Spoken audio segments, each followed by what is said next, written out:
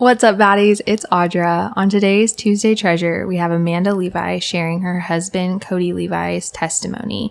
You may be familiar with them from their viral TikTok that was featured on Good Morning America. And if you or anyone you know wants to be a Tuesday Treasure, please go to our website and email us or DM us on Instagram. Enjoy the episode.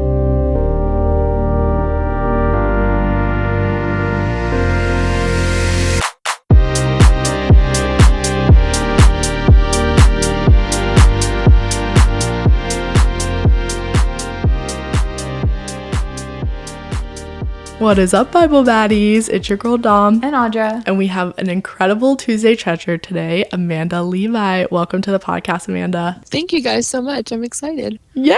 I'm so excited to have you on. So I actually met Amanda at a conference in San Antonio with another Bible Baddie also named Amanda. It was awesome. We completely hit it off, and I just know you have an incredible testimony to share with everyone. So I'm just like super honored that you're on to share it. But yeah, you know, if God gives you a story to share, then I believe that you should be willing to at every opportunity. 100%. You're currently in Nashville right now, right? I'm in Knoxville. Oh, yeah, my Knoxville. husband and I live in Knoxville. Okay. A little more east. Is it? I don't think I've ever been to Knoxville. Me either. Maybe I have. Yeah, it's on the far east part of Tennessee, so like the Smoky Mountains. I bet it's that gorgeous. type of area. It's beautiful, yeah, especially in the fall. Yeah. I love it, like the fall weather. Yeah, I've only been in Nashville. Same. Okay, yeah, that's about 3 hours. Perfect. Well, why don't you take us on how you got to Knoxville? Sure. So I'm actually originally from Oregon. I was born out there, and between the ages of 0 and 14, I've moved approximately 12 times in 5 different states, and everyone always thought it's because my family was in the military, but no, my dad was actually a chef, and so he moved around jobs, and in 2012, my parents decided they wanted to raise their kids in the Bible Belt, and so they found a really good job in Tennessee, so I've lived there for over 10 years now, and we love it. We'll probably, at least I know my family plans on being in Tennessee for the long term. I guess for my testimony, my personal coming to faith isn't as exciting as most people's, but I was very blessed to grow up in a Christian household, and my parents homeschooled us and taught us the Bible, and I just remember very vaguely being baptized when I was 6. I really don't think that's when I was truly saved, but I was baptized when I was 6. And then just kind of going through my childhood, like I definitely considered myself a Christian, but you know, I didn't really have the desire to read the Bible, and I had some problems respecting my parents, just things like that. And then in middle school, I started going to this youth group with my friend. It was just really awesome. And I remember one particular night when I was in 7th grade, I was 12 years old, and I had heard the gospel like numerous times before, but they shared the gospel at that particular night, and I felt like I was hearing it for like the first time, that like I realized what, you know, it actually meant to be a sinner and that you actually do need to repent. And so I kind of did that during that night of youth group, and then afterwards during the worship, I feel like the Holy Spirit for the first time, and just like got to worship. And ever since that, actually the night that I got home from youth group that night, my mom asked me if I met a boy, because I just looked like happy and glowing. I said, no, I just like, you know, feel like I had an encounter with Jesus. So ever since then, like, you know, I actually wanted to start reading my Bible, and I feel like I just had a relationship with him on my own. So that's what I would say my personal testimony would be. That's awesome. That's sweet. And then, yeah, I guess I can jump to, you know, the more interesting testimony is several years later, ended up going to college at the University of Tennessee, Knoxville, which is not the college that I wanted to go to. I wanted to go to a small private Christian college, but you know, they say we can make our plans, but God has the last word. So I ended up at a big football school. My first semester there, my second semester there, but I was a freshman. I decided to join the speech and debate club just to get more speaking experience and things like that. I wanted to study to be in law school. So I joined the speech and debate club, and I found out that I was the only Christian there. Very shortly after joining, I was pretty much the only Christian in the group, so that was interesting. Yeah, and so a couple weeks later at the first tournament, I was just volunteering to be there and hang out with everyone, and during one of the downtimes, I just looked over at the other people from my club in the back of the room, and I see these guys gathered around a whiteboard, and there's the word God written on the whiteboard. So I walked over there and asked them, what are you guys doing? And they said, oh, we're just trying to figure out if God exists or not. And so I was like, oh, interesting. So I talked to them for a while, and one of those people in the group was my future husband, Cody. He was, just one of the people in the group, and later on he messaged me on the app GroupMe and said that, oh, my name is Cody, I'm one of the people in that group. I'm currently an agnostic, but trying to figure out what to believe, and I know that you said you were a Christian, so would you want to meet and I can just ask you some questions about your beliefs? So I love yes. that. I love that. Yeah, so at first I was wondering if it was like just his, excuse to ask me on a date or something, but truly, like, at that time he was kind of going through, I don't know if it's quite a midlife crisis when you're in college, but he was definitely going through a crisis of beliefs, and he was meeting with actually a lot of people. He met with some people who were Christians, he was meeting with atheists, just really like trying to figure out what the truth was. So I ended up meeting with him, and at our first meeting, like, we skipped the small talk, we skipped everything. Like, he turned right into it, just asking me all of these questions about Christianity, like, well, why would God allow evil, why this? We talked about abortion, like, really, we talked about so much. The 3 hours just flew by. So after that first meeting, we decided to start meeting weekly because we just felt like we had a lot to talk about.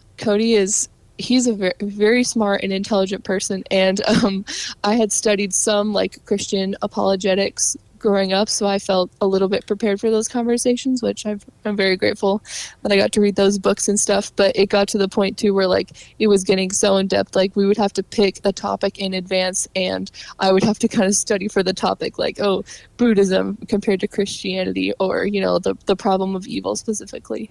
So we were meeting all throughout the semester, and this was in the year 2020.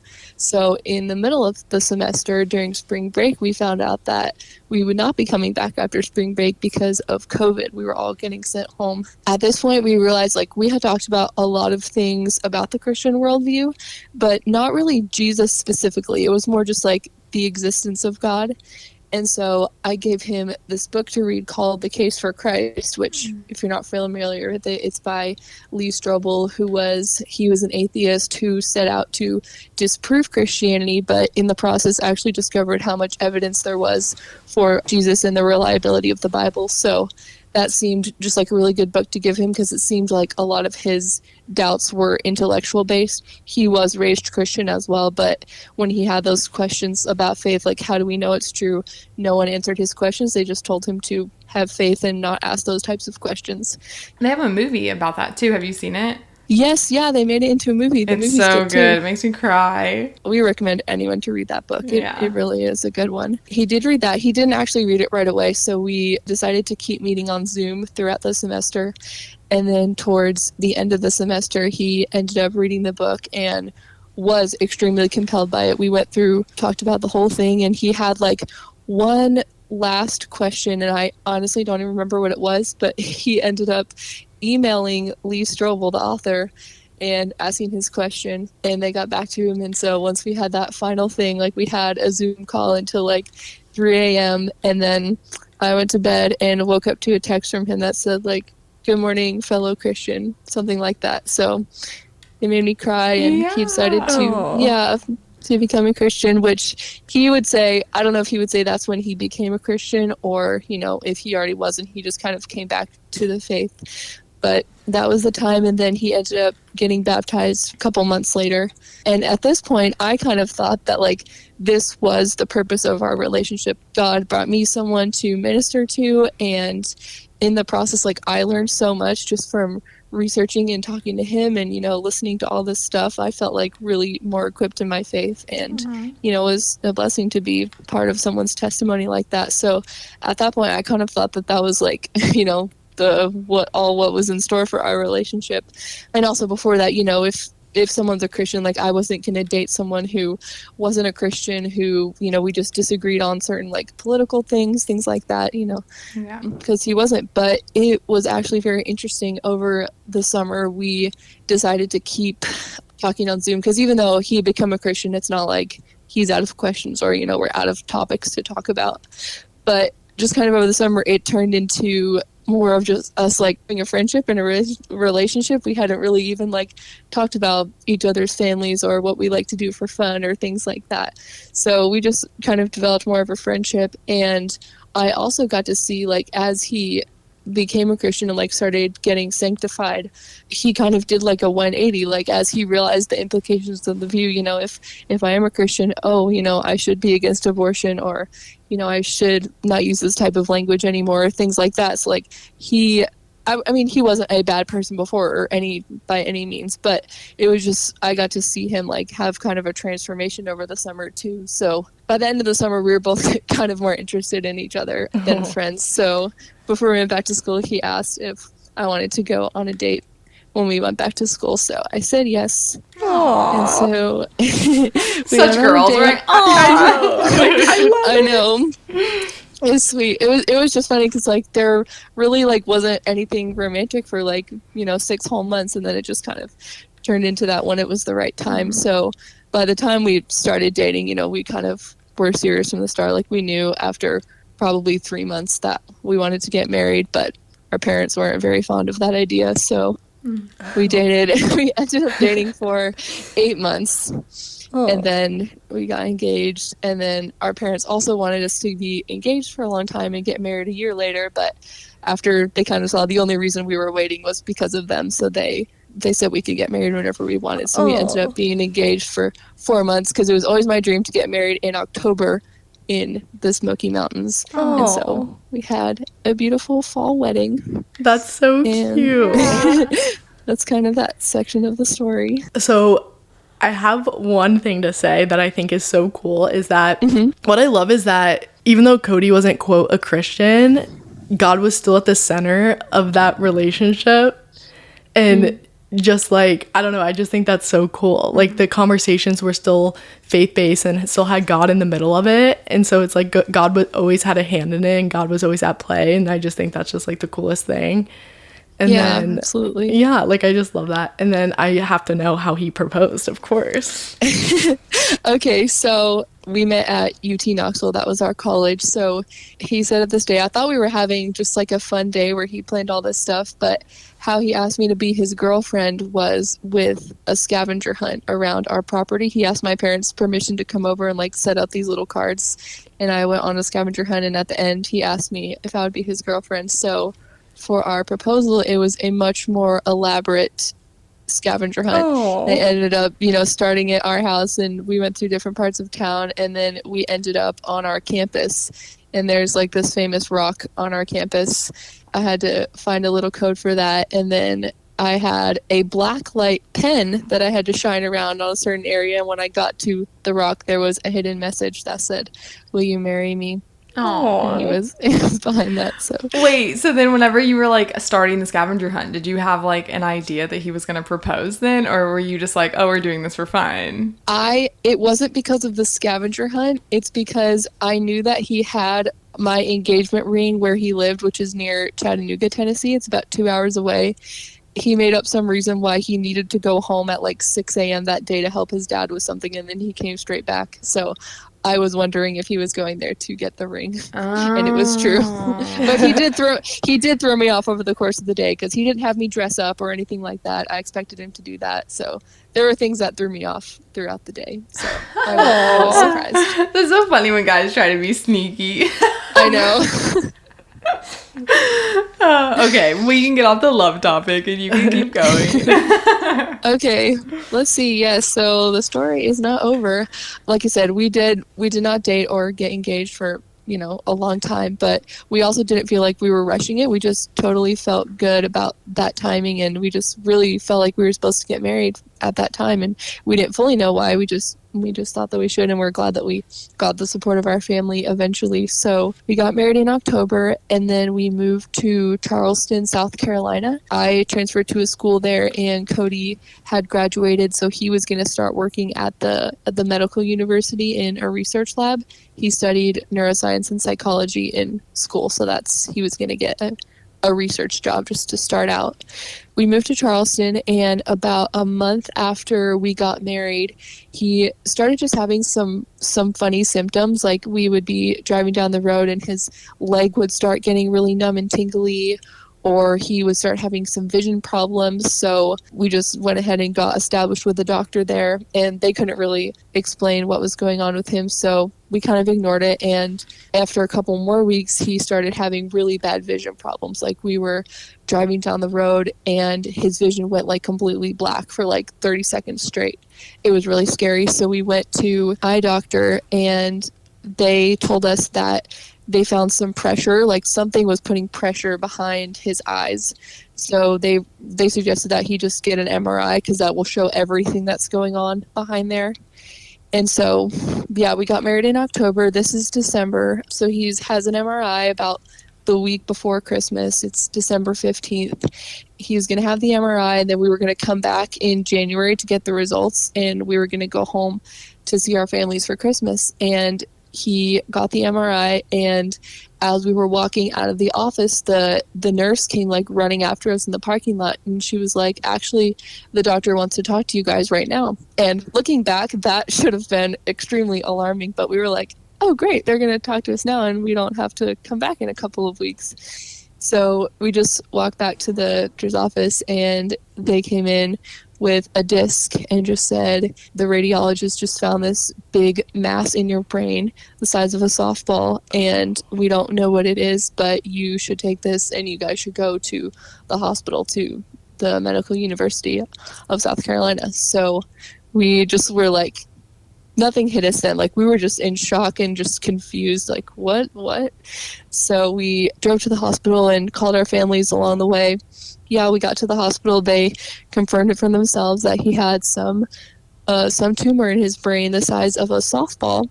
Wow. And that had probably been growing for several years. They said, that we found out like those weird leg things that he was having were actually seizures, his vision stuff, the pressure behind your eyes. Obviously, if there's a huge tumor in your brain, it's going to cause that pressure.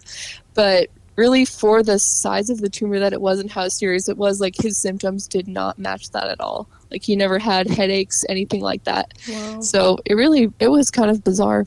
That's so crazy too, because I envision, like, I played softball growing up, and I envision a softball, and I don't know how that could possibly fit in a human's head.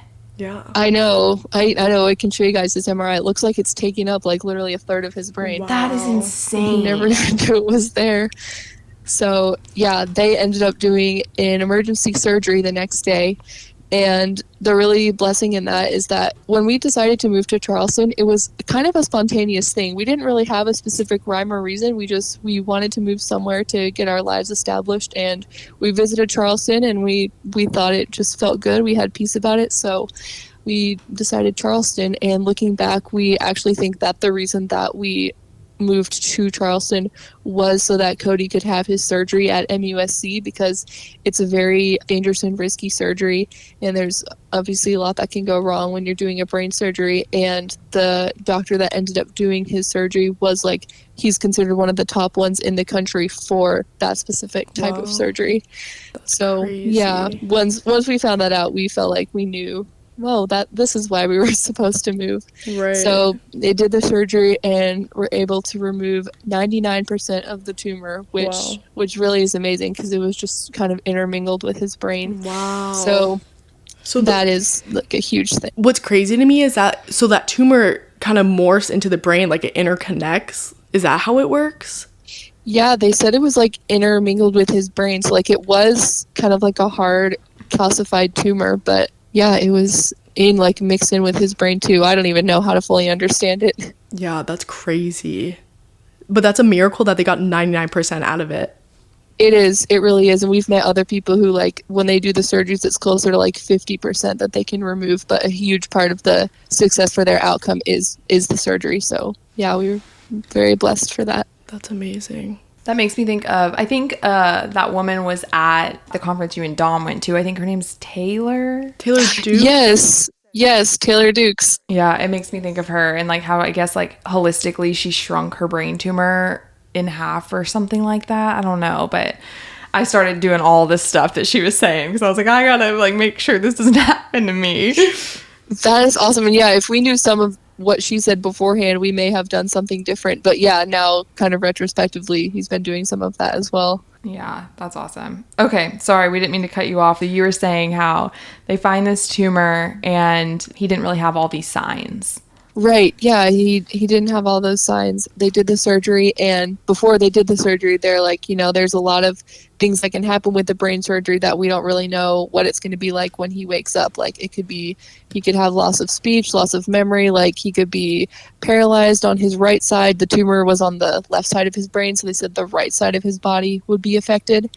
So we were just praying as he was doing the surgery, weren't sure how to wake up. And it turns out he had never had any type of surgery or anything like that before. And evidently he is sensitive to anesthesia. So he actually did not wake up from the surgery for almost 3 days. Oh my God. It was really scary. They either gave him too much or he's just very sensitive. So it was too much for him. So he was just completely knocked out for like 3 days. It ended up being a Sunday morning that he woke up. Wow. And yeah, and we were all praying. So many people were praying for him. So I just felt like a lot of peace and in the middle of all of that. How are you guys feeling like before the surgery? Like I'm sure you've obviously talked to him and know how he was feeling, and then also how you were feeling being his wife, having to live with your husband going through something like that. Yeah, we honestly had almost no time to process. We found that out at the MRI, immediately went to the hospital. Our families drove up immediately and met us there, and then he had the surgery the very next morning. So we just only had a little bit of time to pray together and talk together and just have the brief, I hope that you're the same when you wake up, but, right. Blah, blah, blah. But yeah, everything was just a huge blur. Yeah, that's crazy. Honestly. I can only imagine. I mean, because at this point, you're brand new newlyweds starting your life. Yeah, actually the date of his surgery, we got married October 16th and his surgery was December 16th. Wow. So it was exactly 2 months. And that was another thing too, like just how we saw God is like, if we did feel kind of the urgency to get married, and we just felt really right about that timeline. So we don't know what would have happened if we didn't get married then, if either I wouldn't have been with him, when he had that, or if he would have not even gotten diagnosed in time, because I'm kind of the one that made him go to the doctor to get everything checked out. So we don't really know what the outcome would have been, but we were very grateful that we ended up getting married when we did. Right. Like literally all on God's timing. Yeah, absolutely. Let's see. So yeah, he had the surgery. He woke up and he had some of the things that they mentioned. He had some speech loss, some memory loss, things like that. But he went to rehab right afterwards. And the long story short, he's pretty much all recovered from all the effects of the surgery. So that is a huge blessing. Nothing was permanent. He didn't have permanent loss, permanent speech, permanent things. He has just a little bit of numbness on his right side that affects his driving. But other than that, you'd never be able to tell. That's incredible. That is such a miracle within itself. Yeah, I know. So yeah, even if it was like just that, like that's all, it's all just a lot. So when he did the surgery, they had to send the results off to pathology. So they, at this point we didn't know, like it could just be a benign tumor that's been growing. It could be cancerous. It could be like a low grade thing where they were thinking it might have been a low grade thing where he would just get some, like a little bit of radiation to just prevent anything. So they just said to go home and focus on recovering from the surgery and that we would have the results soon. They said soon. It really, by the time we actually got them, it felt like forever. We had to wait. I think it was maybe 3 weeks. So he had the surgery in December, and then it was late January when we actually got the results. We were staying in our apartment it was at nighttime, and they called us and said, we have the results. Do you want us to tell you over the phone, or do you want to, schedule an appointment? And we're like, oh, we want to know, please tell us. And they said, it's kind of just very straightforward, not in like a sensitive way or anything. They're like, it's a highly aggressive brain tumor. It's called an IDH1 high-grade astrocytoma, if you want the full official name, but it's a rare and aggressive form of cancer, and there's no cure, and you probably have 5 to 10 years with treatment. If you don't do treatment, it's probably 1 or 2 years. Wow. Yeah, like when he had the MRI and they told us he had the tumor, and all of that, like at that point we were just kind of in shock, like it didn't really hit us. But whenever they told us this on the phone, like that, it actually did hit us. So we definitely cried after that. We definitely prayed for a long time together. We had to tell our families, which was not fun to do, but it was a rough night. I can't even imagine, like, your first year of marriage where it's supposed to be like the easiest and most fun, and then you get slammed with this news. I know, really. And like, I don't know how someone would go through anything like this, like, without having faith, because it really was that, like, whenever we did, we just had that piece of, like, no matter what happens, we know this is part of God's plan. And, since we live in a fallen world, there are things that happen like this. But I really don't know how someone would go through this without that perspective. Right. Cody being new in his faith, I guess you could say, did that have an effect on him being mad at God or kind of feeling angry towards him? Like, why me? How could you do this to me? Like, I just got baptized. I had just found you. I'm trying to grow this relationship with you. Like, how could this happen? Like, did he have that kind of mentality, or what was his mindset like? He actually, I would say no. And something that was surprising for me in our relationship, I was a little bit worried. One of my small concerns was when we started dating was like me being more spiritually mature than him. Like, since he's such a new Christian, when you get married, you want the husband to be the spiritual leader. So I was like, how is that going to work? When I've been a Christian for so long and he's now just becoming Christian.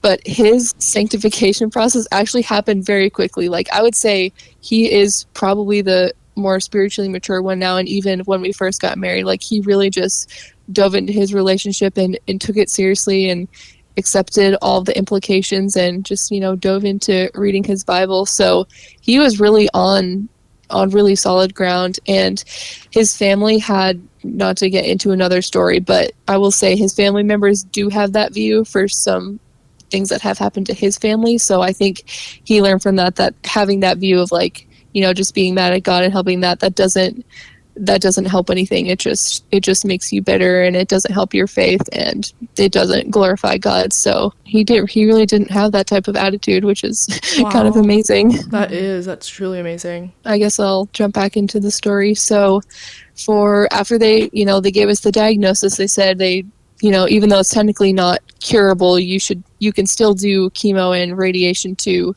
either prolong it, or sometimes it works. Maybe I think they said 50% of people who do the treatment live past the 10-year mark.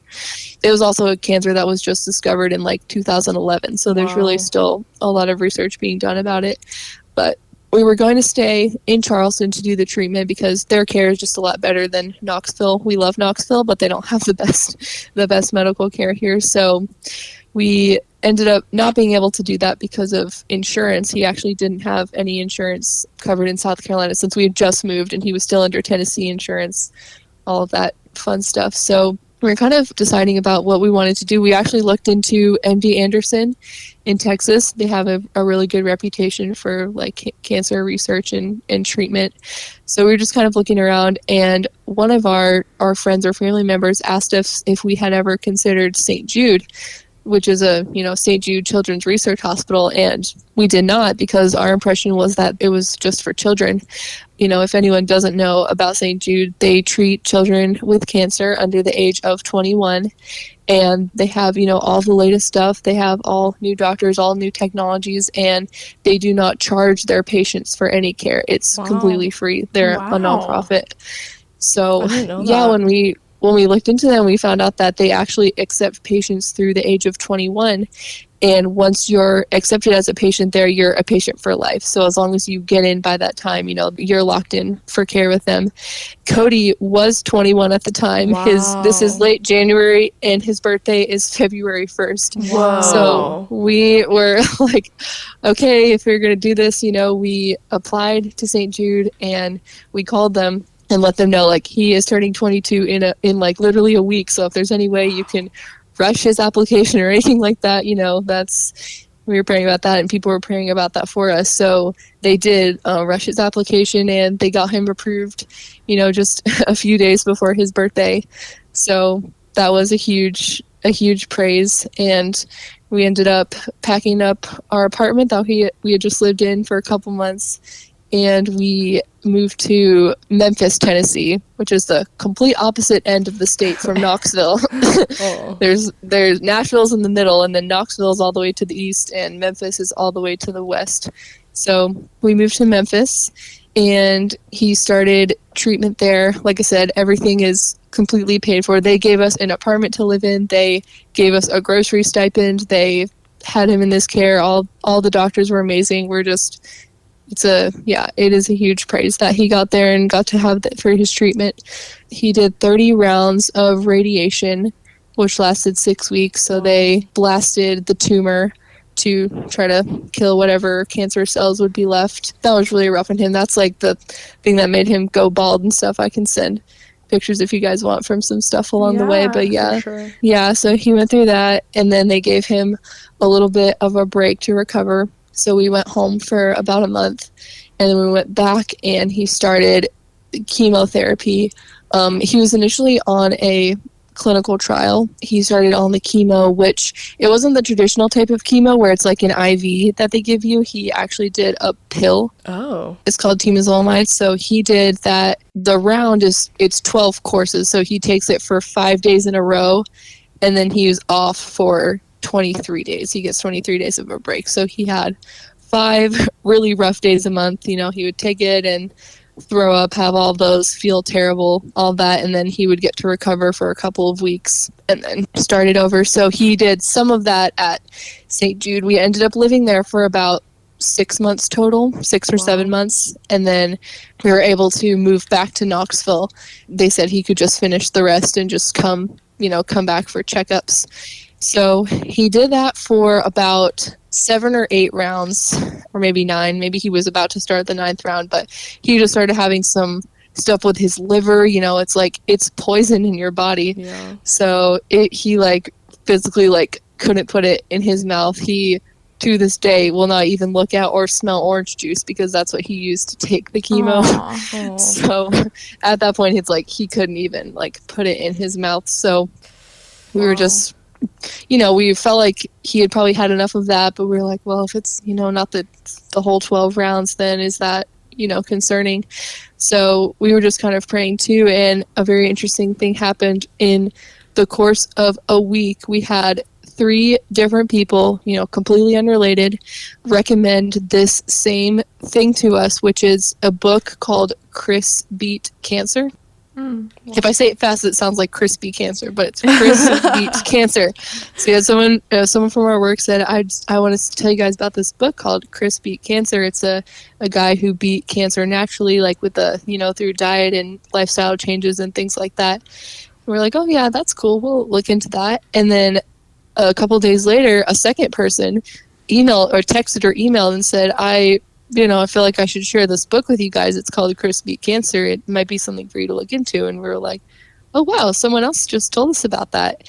And then the very next day, someone else reached out to us and said, hey, have you guys ever heard of this book, Chris Beat Cancer? Wow. So we were like, okay, well, clearly God wants us to read this book. Wow. So he ended up reading the book or doing like a video version, and it's just all about how you can beat cancer naturally through juicing, salads, like a whole diet change, detoxing your life, things like that. So he decided to do that instead of the rest of his chemo, which we're ended up being thankful for. That's kind of how we started down the natural path as well. He did that, and definitely like he could feel the effects of his brain. Like it's just crazy. There's certain things like garlic kills all types of cancer cells, including cancer cells.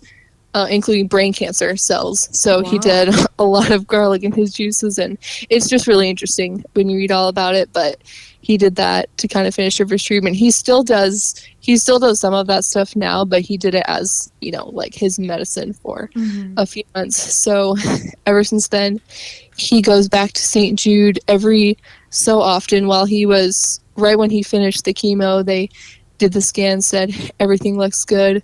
For the type of cancer that he has, they're not gonna ever classify him as like in remission or anything like that, but they say there's no evidence of disease. So every time he's gone, there has been, every scan has been completely clear. Or he started going every month, then it was every 3 months, then every 4 months, and now he currently goes every 6 months. Wow. But yeah, if that was 2 years ago that he has finished the treatment and everything. Wow. And so that kind of wraps it up as like, every time we go to a scan now, like we're not nervous now. For the first several we were, but now like we really do feel that he's healed, even though it's technically a type of cancer that's not considered to have a cure. Yeah. We definitely believe that he's healed and are, now we're not even worried when we go back. We don't even, really the only reason we think about cancer is whenever we have to go back there for his follow-ups. What a story. Yeah. Like, what an incredible miracle that he is healed.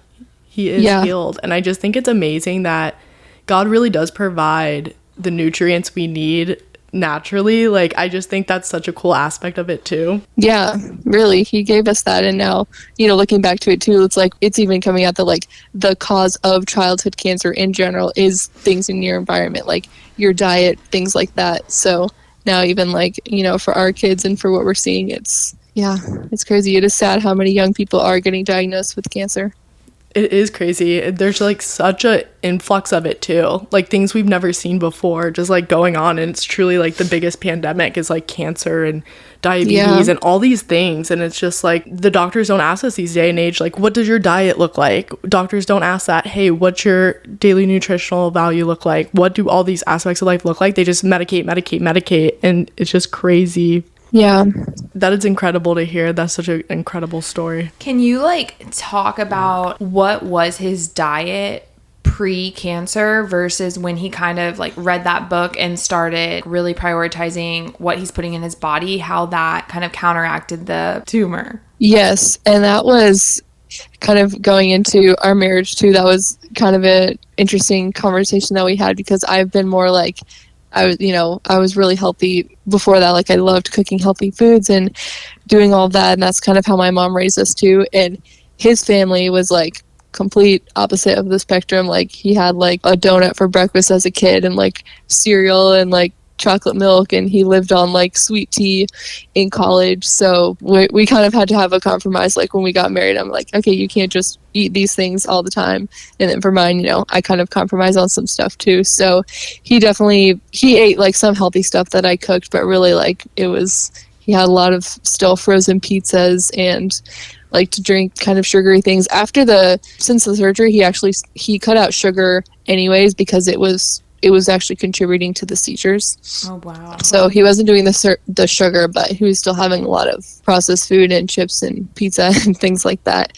And so it was like an extremely radical change for him to have the salads. Like it's, when you're doing the really intensive version, it's completely vegan. So like there's no meat. You have all like basically raw veggies, raw fruits and veggies as your diet, and then just some protein. But he ended up losing weight kind of quickly when he did only veggies, so we kind of did like a hybrid now. But yeah, that was pretty radical, and he noticed a difference in his brain too. Like now he notices like when he eats a lot of breads, like he gets brain fog, things like that. Interesting. Oh my gosh, it's crazy how much food really impacts like every part of your body. It's wild. Yeah, it really does. And then it sent me down. I was already sort of crunchy, but now it's like we learned about seed oils, and now I briefly talked about the EMFs and all that, so now we're kind of a little bit more radical. Yeah, I mean, all the food that we're given, the cheap accessible food, is just the poison. And then it's crazy, it's absolutely crazy that trying to find natural things from earth is almost impossible, because even like you go to the grocery store to get veggies and that's pumped with a bunch of random stuff and you're like, what the heck? Like, it's wild. I know. We are blessed about the medical care that we got from St. Jude, but they really didn't take the other side into consideration at all. So now we're so sad. We go back there and there's like little kids with cancer like drinking frappes from Starbucks, and like, you know, they only have processed foods in the cafeteria, and we're like, that is so sad. It is. It's so sad. It breaks my heart. But now, how is Cody now? Like, is he thriving? What's he up to? He is thriving. So we both work.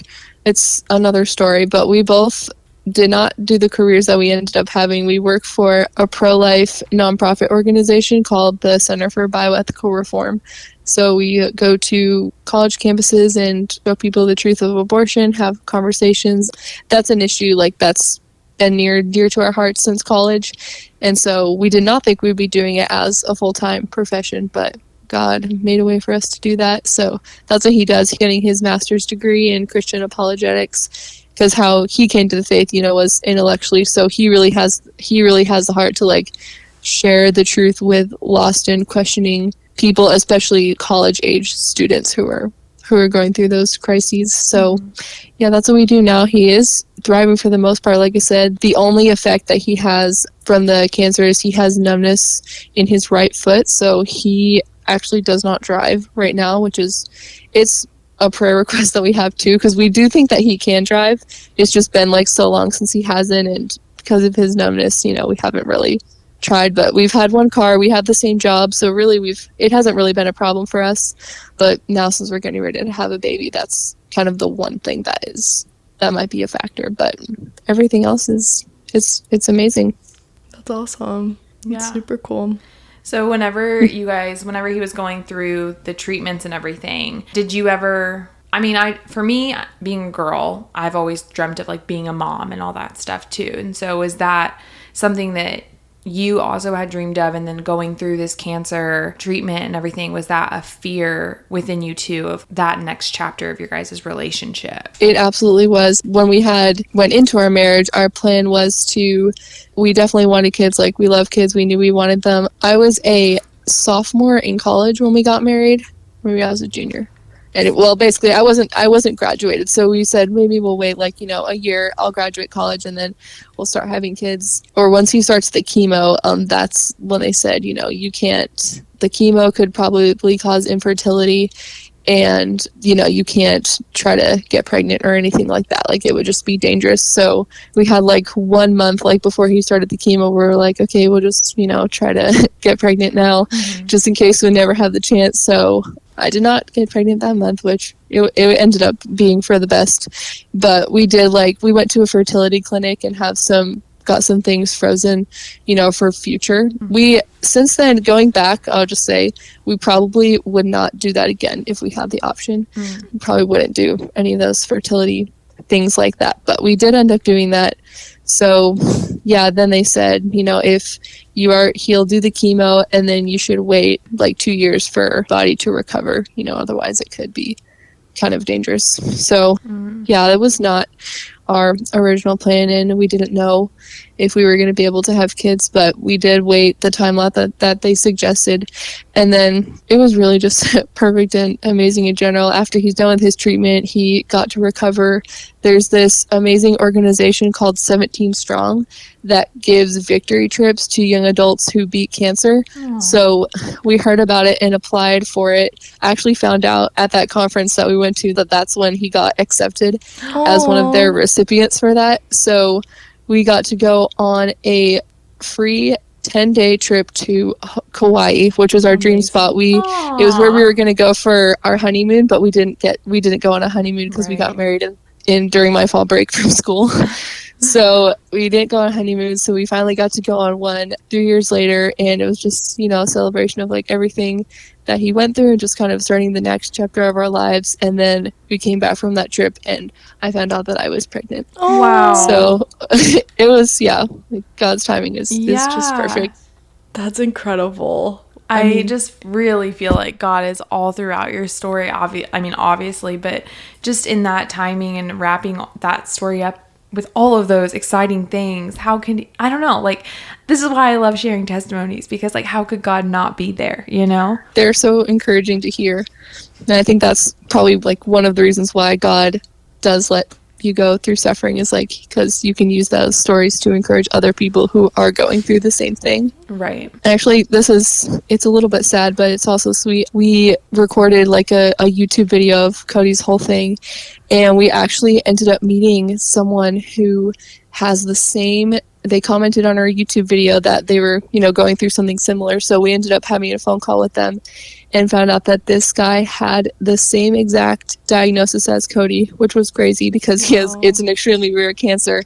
Had the same diagnosis, was a patient of St. Jude, had the surgery, all of that. And so we got to meet with them and encourage them. And the day after we met up with them in person, he found out that his cancer came back really aggressively, and he ended up just passing away a couple of weeks ago, which is so sad. But it was, we got to connect and just like encourage each other mutually, and now I'm staying connected with the wife. They were our age exactly. Wow. So yeah, I mean, that's very sad, but yeah, having the testimonies that you can share to, encourage each other and relate is one good thing that comes out of it. I think that just also, so we have another Tuesday Treasure that was on before you too, and I just get wowed about how, like, when we're reading a book in the Bible during the semester or season, whatever you want to call it, that stories will kind of intertwine between what we're reading. And I just think that, like, right now we're going through Ecclesiastes, and in chapter 3, that's where I always go back. I feel like it's the easiest in the book of, like, there's a time to heal and a time to, I don't know, be sick. I can't remember what it says exactly, but, and like for God to walk you parallel with a couple that is roughly your age going through the same thing, and one gets to continue on in life and the other one goes. Like, I just think that that's such a beautiful parallel to Ecclesiastes and like what God is talking about of like, at the end of the day, like, Cody will also meet that destination, but we just don't know how, right? And like, but somebody else did first, and now you get to celebrate their life in a different way, and you get to show up for his wife and still be able to like pour encouragement into her moving forward. But I don't know, does that make sense? Yeah, it does. And it's like, it does show that like ultimately God is the one that has the authority over life and death. The doctors can tell you one thing, you can change your diet and certain things can help, but like ultimately it is God who has that say. So they said in Job, it's like, God is the giver of life, he's the taker of life, if he gives you, that gives him glory. If he takes it away, that can glorify him too through the life that you lived. Right. But yeah, totally. Wow. You guys are just such a living testimony. I just love your story so much, and I can't help but to acknowledge all the threes in your story, like the 3-month checkups you had. He woke up after 3 days. I think there's another 3 I'm missing. I can't think of it. With the book, 3 recommendations for the book. 3 recommendations of the book after praying for different options. Like, all of that is just so incredible. And I love how the beautiful silver lining underneath all the chaos and all the disease, and it can be looked so badly, but there was so much beauty. Like, there were answered prayers, there was healing, there was miracles. Like, it's truly just such a living testimony of like God's good grace. And I don't know, it's truly just such an incredible story, and I'm just in awe of it all. Yes, and now whenever we do hear something 3 times, that's when we take it seriously, whether that's just a Bible verse or, some like topic that I hear about. I'm like, this is the 2nd time I'm hearing about it, I need to pay attention. If I hear it a 3rd time, then I'm really going to take it seriously, because that really has been an ongoing theme through this. That's amazing. Yeah, I love that. I feel like whenever, well, maybe not like the further, I hate referring to faith as like levels and stuff, but like the more you actually prioritize God and your relationship with him, like I think God does speak to all of us so uniquely. So like for y'all's story, hearing like, oh, these 3s, pay attention. Like, we all know that 3 is a very important number in the Bible, but like clearly God has shown up for y'all in the form of 3, and so for you guys to say like, yeah, we pay attention when we get these in 3s, like that's so sweet that God is like directly speaking to you in that way. Yeah, amen. Well, yeah, I was tearing up throughout your story Yeah, for sure. she was. I was like, don't let it fall, don't let it fall. At least these are audio and not video. I know, yeah. God. I'm sure you guys have plans for that, though. I don't know. One day. Maybe. We're baby steps here. Yeah, for sure. Oh, so when is baby boy due? Yeah, he's due June 1st. Oh, what was it like for you having gone through it? Like not being the person with the cancer, but like being a wife, having to be there for your husband. Like what was that journey like for you if you had to describe it? Can't think of one way to describe it. There's definitely like certain aspects about it that were good and bad. Like, you know, for some of them, it's like, you know, he had just gotten married. This is not what newlywed life is supposed to be like. We had some struggles where like his, you know, medication would give him certain side effects, and I didn't know it was from the medication, so I would get kind of irrationally upset.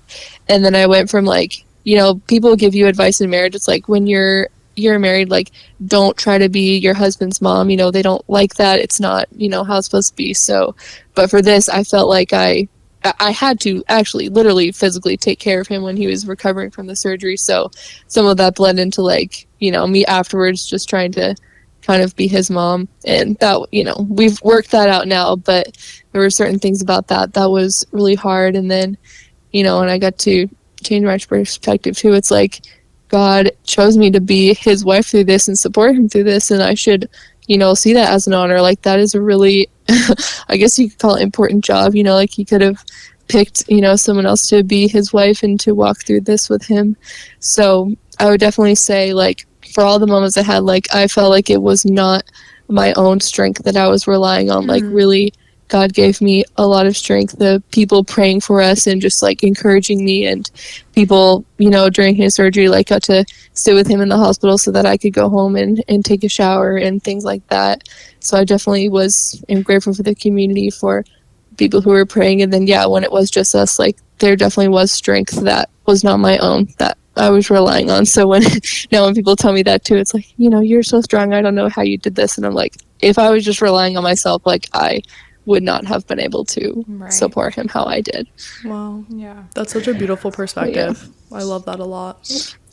But yeah, I mean, there's definitely struggles that come with it. But now, like, when we had hit our 1 year anniversary, we were like just completely shocked. Like, there is no way we've been married for a year. Like, we've been married for at least 10 years, you know, with the amount of things we've gone through. So for sure. Yeah, definitely. Yeah. Wow. Most people don't have to go through that. Wow. Well, Amanda, what does your heaven look like? Okay, so I felt like I was thinking throughout the podcast, and you're a multitasker. There's been, yeah, and just like, you know, in the theme of this too, and with our friend who I mentioned who passed away recently, there's been a song by Phil Wickham. It's called "Hymn of Heaven," and it's been an extreme comfort and like what we kind of think as our heaven. So I'll just read a couple of the lyrics. It says, "How I long to breathe the air of heaven, where pain is gone and mercy fills the streets, to look upon the one who bled to save me and walk with him for all eternity. There will be a day when all will bow before him. There will be a day when death will be no more. Standing face to face with he who died and rose again. Holy, holy is the Lord." And there's a few other awesome lyrics, but I really just do, like, when I think of heaven, just think of, like, there will be no more death, no more disease, no more suffering, like, no more evil. You know, for our job, we face a lot of spiritual warfare, and just, like, knowing that, like, one day everyone's going to bow before him, and that's all going to be gone. And I just imagine that, and I know you said it doesn't necessarily have to be biblically accurate, but it was such like a huge revelation when we learned that, like, in heaven we will actually probably have physical bodies. Like, it's not, you know, what you think of like floating in the clouds. So, like, just knowing that's, like, we're gonna have a purpose there, we're gonna have physical bodies, you know, it's just gonna be like a perfect version of how it was in the beginning. So yes, it truly is something to long for. And I'm in that boat with yes, I know, it's just so cool because, like, you know, when you're growing up, or like some people, they even think that heaven is boring, like you're just going to be sitting on a cloud playing a harp, and it's like, actually no, it's just going to be like a perfect earth. Yeah. And that's, yeah, do you know, that's awesome. You're going to have purpose and a job. Probably it talks about like us having roles. It's like that is that's so much more exciting than Yes. how it's portrayed. I hope I'm a singer. Have you ever heard of John Mark Comer? I don't think so. Okay, well, if you haven't, you should look him up. He's a retired pastor from the Portland area, but he's since written tons of books. But he wrote a book called Garden City, and it talks all about how like he is so smart and theologically in tune that he pulls stuff from the Bible and says like we will come like to the new earth, like God will refine everything. And he really talks about how like everything that we're building today is still seen as beautiful to God if it's done with like good intention, and like he had the plan for it kind of thing, and like it was always meant to be this way. And so like God will refine it, and like we'll all come back here in like our new bodies. And I don't know, like that book changed like my whole perspective on heaven, and I just love it so much. So if you get a chance, you should check that book out. I will. I'll probably forget. So if you could text it to me. Yes, of course. And that will be the second time you've heard from it. And then I'll tell Dom to text it, and that will be 3. So you'll have to. Oh, there you go. Then I'll know. Yes. Well, this was so fun. I'm so happy you came on to share your story, and your husband's, of course. And yours is just as important too, I want to say. Like, I love the stories of women and people just in general who grow up in the faith. Like, I think that is such a testament, not only to you, but also your parents for being obedient that way too. So that's awesome. Yeah, it is. I'd say it's a blessing to have a quote unquote boring testimony. Yes, it is.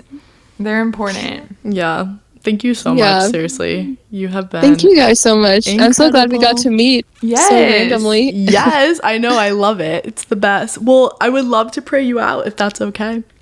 Of course. Okay.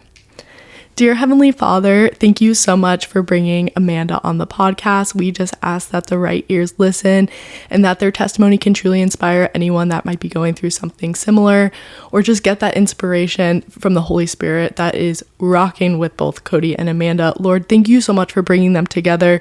We know that they are truly doing your work here under the sun on earth, and I'm just so thankful for it. Lord, I just ask that you continue to keep them both so happy and healed, and that you bless the little baby boy that they're about to have June 1st. Lord, I am just so incredibly inspired and in awe of all the amazing things you've done in their life, and I ask you to continue to guide them, bless them, and use them as a vessel for your purpose. And in Jesus' name, amen. Amen. Amen.